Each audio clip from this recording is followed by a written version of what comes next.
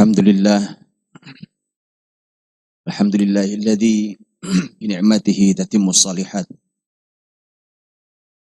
وبفضله تتنزل الخيرات والبركات وبتوفيقه تتحقق المقاصد والغايات.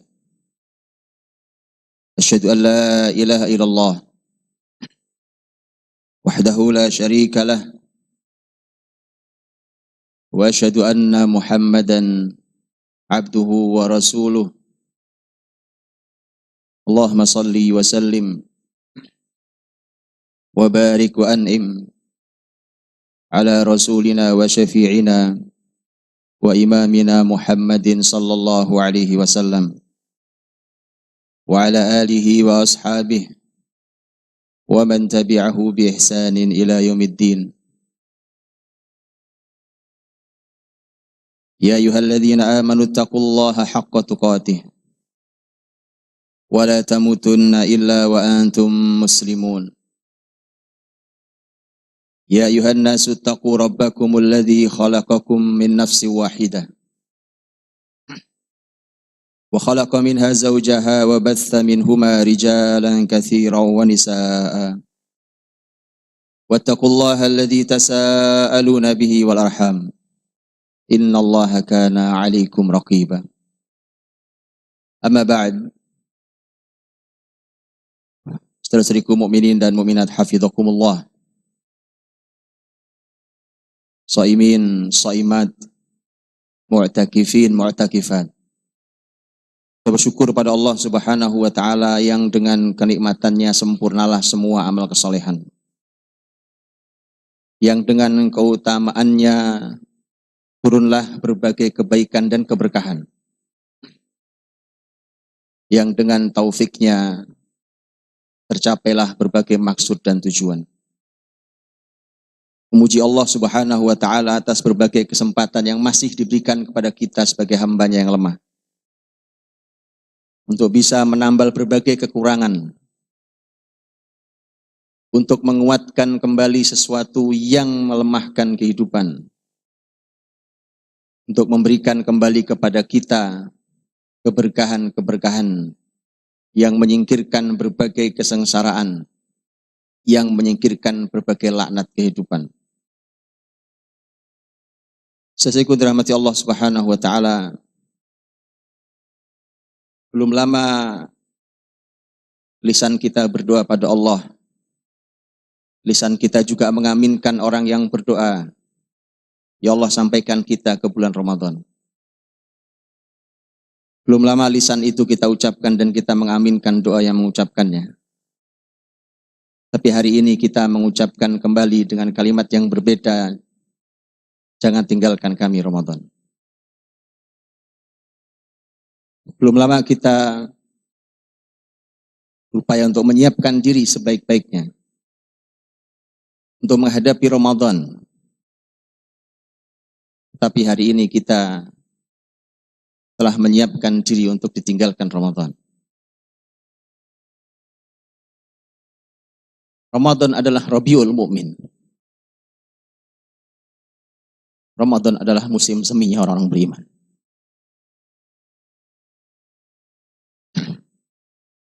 Di bulan inilah Allah Subhanahu wa taala memanggil secara khusus orang-orang yang beriman. Ya ayyuhalladzina amanu. Wahai orang-orang yang beriman. Hanya orang beriman yang dipanggil di bulan ini. Pengakuan seseorang menjadi muslim sangat tidak cukup untuk menikmati bulan ini. Tanpa iman, bulan ini bukanlah kenikmatan tapi sebuah beban. Maka musim semi orang beriman ini akan segera berlalu.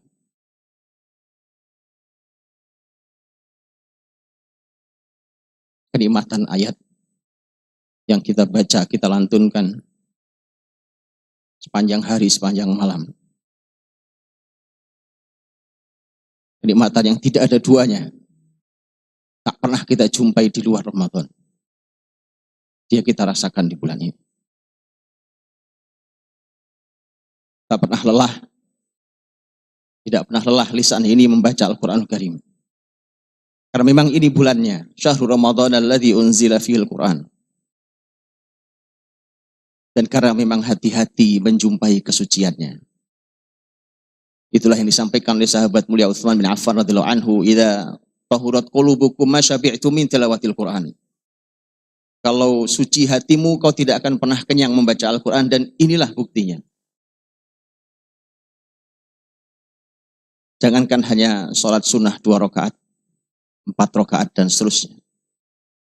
Puluhan rakaat dalam sehari semalam kita layani. Kita jalani dengan penuh kenikmatan. Bukan surat-surat pendek. Bahkan imam kita membacakan surat-surat panjang yang bahkan kita mungkin tidak paham artinya. Tapi kita nikmati luar biasa.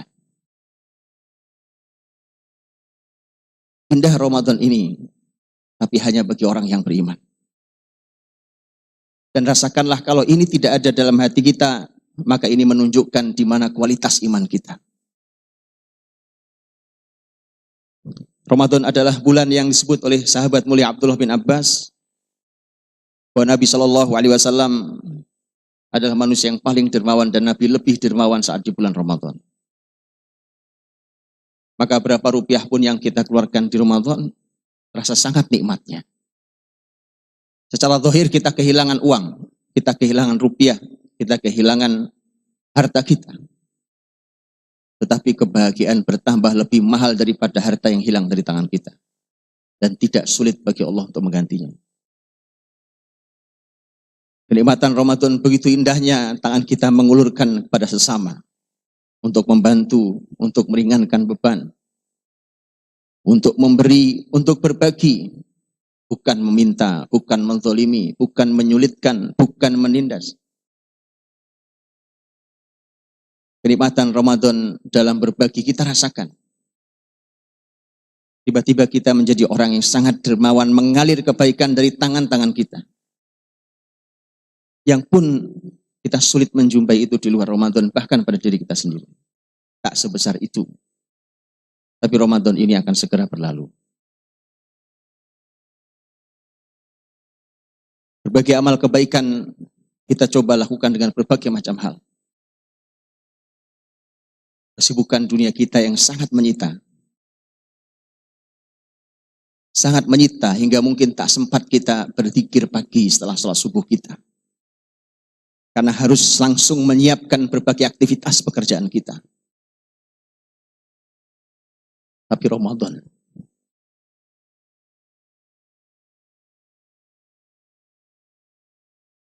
membuat kita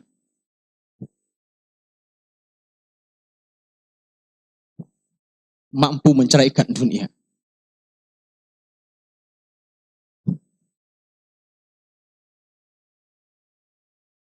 Para pejuang kebaikan bukan setengah hari, bukan satu malam. 10 hari mereka di masjid Allah Subhanahu wa Ta'ala. Bukan mereka tidak punya kesibukan. Bukan mereka tidak mencari kehidupan. Tapi karena mereka sadar bahwa inilah Ramadan yang dicontohkan Rasul SAW. Beginilah cara menikmati Ramadan itu. Demi Allah, bagi yang belum menikmatinya, harta yang Anda dapatkan 10 hari terakhir Ramadan tidak ada artinya dibandingkan kebahagiaan mereka yang duduk di Masjid Allah selama 10 hari terakhir Ramadan. Demi Allah. Ramadan mampu membuat kita untuk kita memisahkan diri dari dunia ini, dan semua kita akan pergi meninggal dunia. Maka orang beriman ketika meninggal tidak sedih meninggalkan dunia. Tidak seperti orang kafir. Abdullah bin Mas'ud radhiyallahu anhu, orang istimewa dalam sejarah Nabi SAW. Sahabat Nabi yang mulia radhiyallahu anhu ajmain. Abdullah bin Mas'ud ketika meninggal, beliau menangis.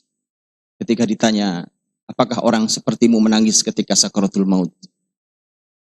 Beliau mengatakan, demi Allah, Aku menangis tidak karena sedih meninggalkan dunia. Inilah orang beriman. Karena sudah terbiasa. Orang beriman sudah terbiasa menceraikan dunia 10 hari tanpa dunia. Tak ada aktivitas dunia. Dan itu contoh Rasul, sahabat salafus soleh dahulu, radhiyallahu anhum ajma'in. Demi Allah, aku tidak karena sedih meninggalkan dunia ini aku menangis. Tapi aku takut kalau aku meninggal ini dalam keadaan imanku sedang turun. Saudaraku dirahmati Allah Subhanahu wa taala. Semua itu kita lakukan di Ramadan dengan penuh kenikmatan, tidak ada paksaan, tidak ada yang memaksa kita. Bahkan kita semua tahu, para ahli ilmu, para ulama kita telah menyampaikan pelajaran Ramadan, bahwa Ramadan adalah ibadah yang tidak ada seorang pun yang tahu. Kalau hari ini kita berpura-pura puasa pun tidak ada yang tahu. Jadi tidak ada yang pernah memaksa kita untuk hadir di rumah Allah Subhanahu wa taala, untuk berpuasa, untuk bersedekah sebanyak-banyaknya, untuk qiyam sepanjang-panjangnya, untuk duduk 10 hari i'tikaf di rumah Allah Subhanahu wa taala. Tak ada yang memaksa kita sama sekali. Maka kesadaran itu yang sangat mahal. Kesadaran yang sangat mahal. Ada nilai yang mengontrol dirinya. Walau tidak perlu ada alat CCTV yang mengontrolnya. Dan inilah kekuatan orang-orang yang beriman. Hadirin dirahmati Allah SWT. Kalau semua kenikmatan itu tidak kita rasakan, pasti kita tidak merasa sedih berpisah dengan Ramadan. Wallahi. Walau Ramadan sudah kita lakukan puluhan kali, tak ada rasa sedih dalam hati kita. Sama sekali. Biasa saja. Padahal kita tahu salafus soleh dahulu. Jangankan Ramadan berakhir. Jangankan Ramadan belum berakhir. Ramadan sudah berakhir. Hari esoknya adalah Idul Fitri. Dan kita memang diperintahkan Rasul untuk bersenang di Idul Fitri bersama kita, keluarga kita, masyarakat kita. Itu pun juga perintah Rasul. Tapi apa yang menggelayuti pikiran para sahabat Nabi Sallallahu Alaihi Wasallam? Ali bin Abi Thalib, kalau sudah malam Idul Fitri. Abdullah bin Mas'ud, kalau sudah malam Idul Fitri. Apa yang ada di benak dan apa yang diucapkan? Beliau berdua berkata, berteriak di masjid Nabi Sallallahu Alaihi Wasallam. Kata beliau, man hadzal maqbul fanuhanni, wa man hadzal mahrum fanu'azzih. Siapakah yang diterima ibadahnya di antara kita? Kita akan ucapkan selamat pada dia. Dan siapa yang ditolak amalnya, kita akan ucapkan bela sungkawa padanya. Itu kalimat para sahabat menjelang Idul Fitri. Bandingkan itu, generasi terbaik itu dengan kita hari ini. Bahkan Ramadan belum berakhir, sudah seperti berakhir. Pembicaraan kita sudah berubah. Kita sudah kembali sibuk dengan dunia walau Ramadan belum berakhir. Padahal puncak Ramadan ada di hari-hari ini. Ukurlah iman kita masing-masing. Kitalah yang tahu siapa diri kita. Tak usah menghakimi orang lain. Ini disampaikan sebagai sebuah cermin tolok ukur kita semuanya. Sampai di mana sebenarnya umat ini dengan imannya. Dengan itulah sampai di mana umat ini berhak mendapatkan kebesarannya. Karena tak ada kebesaran umat ini tanpa iman yang kokoh yang mereka miliki. Para sahabat Nabi Shallallahu Alaihi Wasallam, mereka akan membicarakan tentang bagaimana amal ini bisa diterima dan itu menjadi kegundahan yang terbesar mereka. Generasi salafus soleh dahulu pun demikian. Abdul Aziz bin Abi Rawad, seorang ahli ilmu mengatakan, saya menjumpai generasi terbaik dahulu. Mereka bersungguh-sungguh dalam melaksanakan kebaikan. Tapi begitu telah mereka laksanakan kebaikan, mereka digelayuti oleh kegundahan. Apakah amalnya diterima atau tidak diterima? Bukan beramal kemudian lepas. Setelah itu kita tidak tahu diterima atau tidak diterima. Apakah seseorang tidak pernah merasa gelisah bahwa amal diterima atau tidak diterima. Menunjukkan bahwa yang tidak peduli. Bukan bedakan dengan orang tidak peduli dengan memasrahkan pada Allah Subhanahu Wa Taala.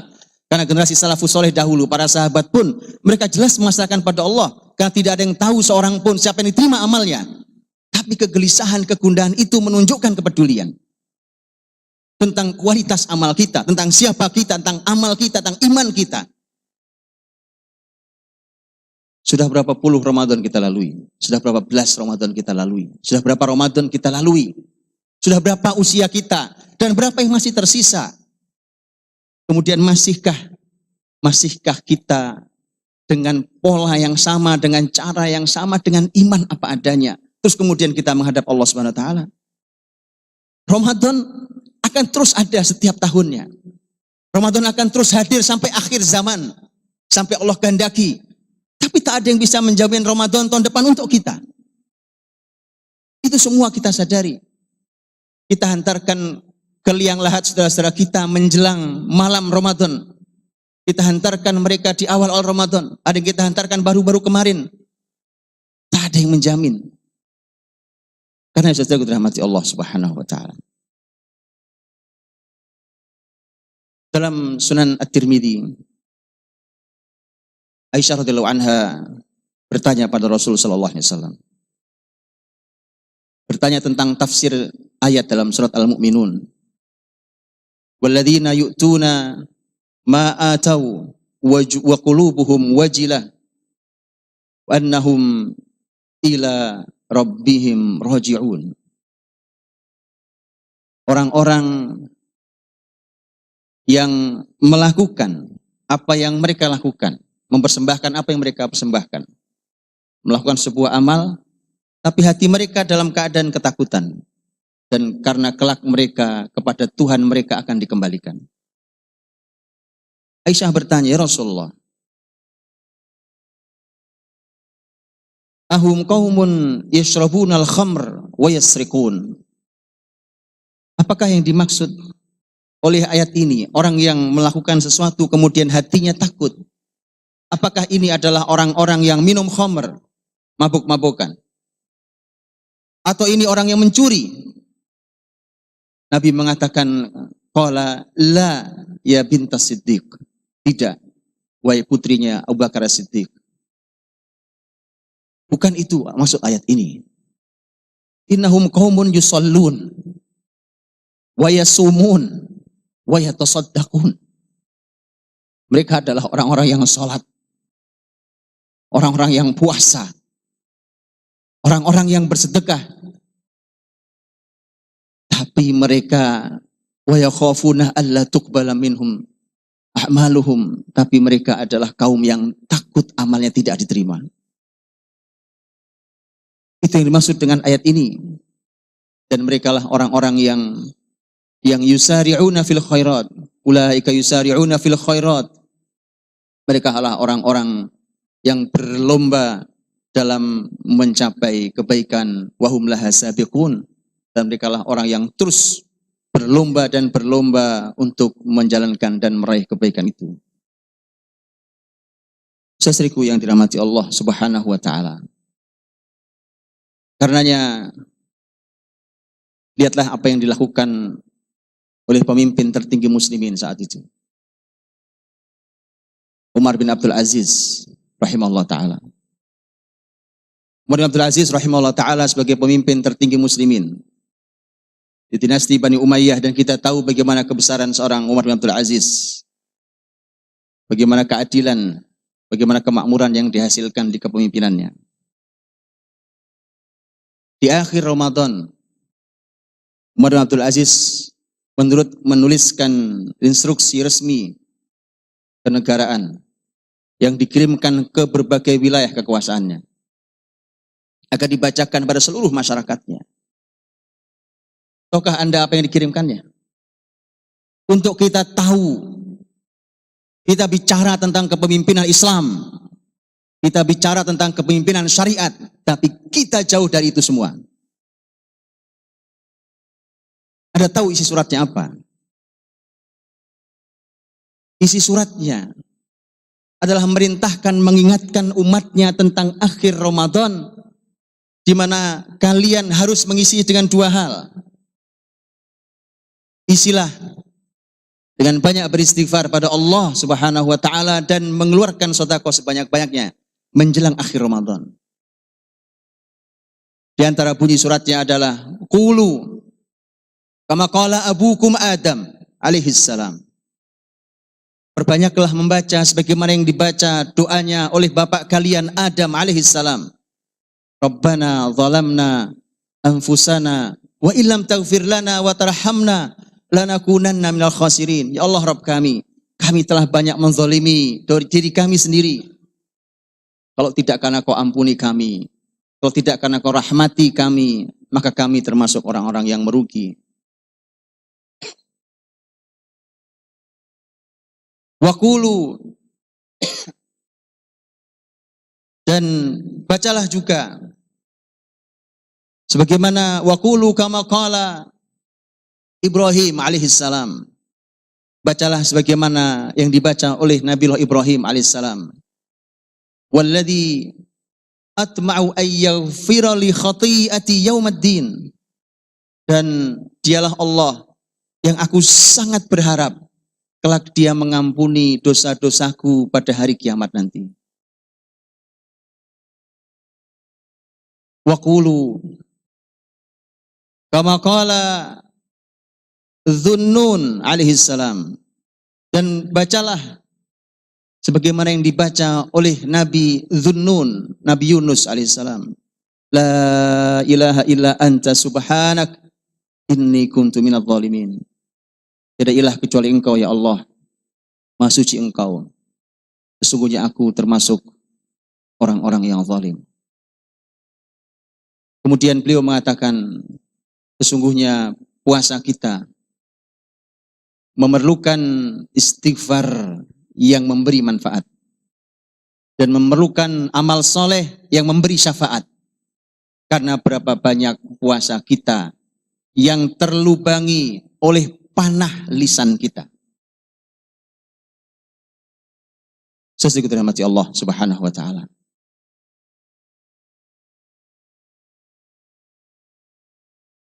Malam ini adalah malam 27. Inilah malam yang sebagian sahabat Nabi seperti Ubay bin Ka'ab radhiyallahu anhu sangat yakin bahwa malam 27 adalah malam Lailatul Qadar. Abdullah bin Abbas pernah mendapatkan aduan dari seseorang atas jawaban sahabat mulia Abdullah bin Mas'ud, karena orang itu bertanya pada Abdullah bin Mas'ud radhiyallahu anhu. Pertanyaannya adalah bagaimana saya bisa mendapatkan Lailatul Qadar? Abdullah bin Mas'ud radhiyallahu anhu mengatakan, asal kau jaga qiyamul lailmu sepanjang tahun, pasti kau dapatkan Lailatul Qadar. Jawaban itu tentu tidak cukup memuaskan, karena orang itu ingin lebih detail. Maka datanglah orang itu pada sahabat mulia Abdullah bin Abbas dan menyampaikan jawaban Abdullah bin Mas'ud. Abdullah bin Mas'ud mengatakan, afallahu an. Semoga Allah memaafkan Abdullah bin Mas'ud. Demi Allah dia tahu. Demi Allah Abdullah bin Mas'ud tahu kapan Lailatul Qadar itu. Dan itu adalah pada malam 27. Tentu terjadi perbedaan pendapat bahkan di kalangan para sahabat. Tapi para ulama sampai hari ini menyebut malam 27 sebagai arja lailah di Lailatul Qadar. Adalah malam yang paling diharapkan hadirnya Lailatul Qadar. Dan malam-malam seistimewa ini menunjukkan hadirin bahwa bahkan bukan hanya malam 27, malam 28, malam 29, bahkan malam yang terakhir kalau masih ada yang sisanya malam 30.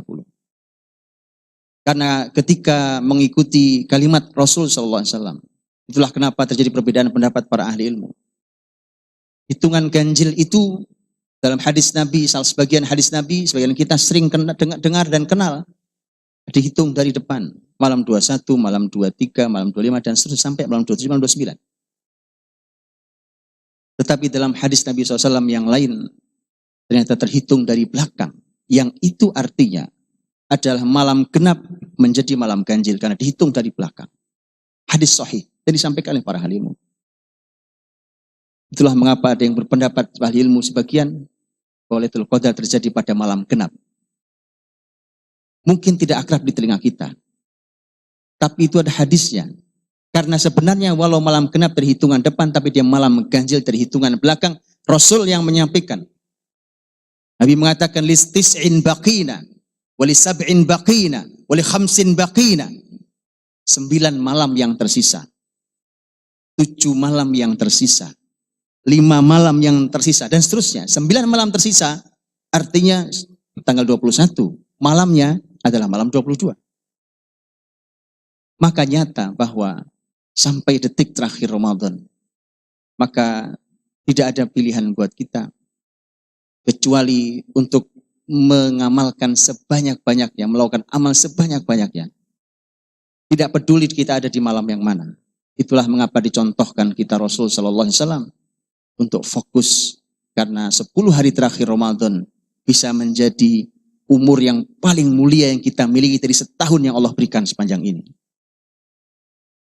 Saudara yang dirahmati Allah Subhanahu wa taala, malam nanti adalah malam yang banyak dibicarakan oleh para sahabat, oleh para ahli ilmu, maka tinggalkan dunia. Wallahi Pak, 1 malam tidak mempengaruhi apa-apa pada dunia Anda. Tak akan runtuh dunia Anda tidak hadir di sana. Tinggalkan dunia. Rasakan kenikmatannya. Anda bisa tidur nanti. Anda bisa cari uang nanti. Anda bisa istirahat nanti. Bukankah istirahat sesungguhnya di surga Allah SWT? Bukankah kenikmatan harta sesungguhnya tidak ada di dunia ini, tapi kenikmatan harta yang kita simpan sebagai amal di akhirat nanti? Tinggalkan dunia. Lakukan amal sebanyak-banyaknya malam hari ini. Karenanya para ahli ilmu memerintahkan, perbanyaklah amal-amal istimewa di malam-malam seperti ini. Malam yang istimewa. Berbanyaklah untuk kita membaca Al-Quranul Karim, karena Ramadan adalah bulan Quran. Berbanyaklah untuk berdoa, karena Allah berfirman, wa idza sa'alaka ibadi anni fa inni qarib ujibu da'watad da'i idza da'an. Berbanyaklah untuk kita qiyam, karena man qama ramadhana imanan wa ihtisaban, man qama ramadhana lailatul qadri imanan wa ihtisaban ghufira lahu ma taqaddama min dhanbi. Dan juga berbanyaklah bersedekah, karena Nabi SAW orang yang paling dermawan saat di bulan Ramadan dengan sedekahnya. Kesempatan yang mahal. Kalau bisa lakukan semua, lakukan semuanya. Siapkan diri sebaik-baiknya, lakukan berbagai amal kebaikan itu, dan semoga Allah SWT memberikan kepada kita, menambal apa yang kurang dari kita sepanjang Ramadan. Allah ampuni segala macam kelalaian kita, karena kita yang masih lalai oleh dunia. Semoga kita bisa merasakan di mana sebenarnya kebahagiaan kita yang sesungguhnya. Aku qouli hadza wa astaghfirullah li wa lakum wastaghfiruh innahu huwal ghafurur rahim.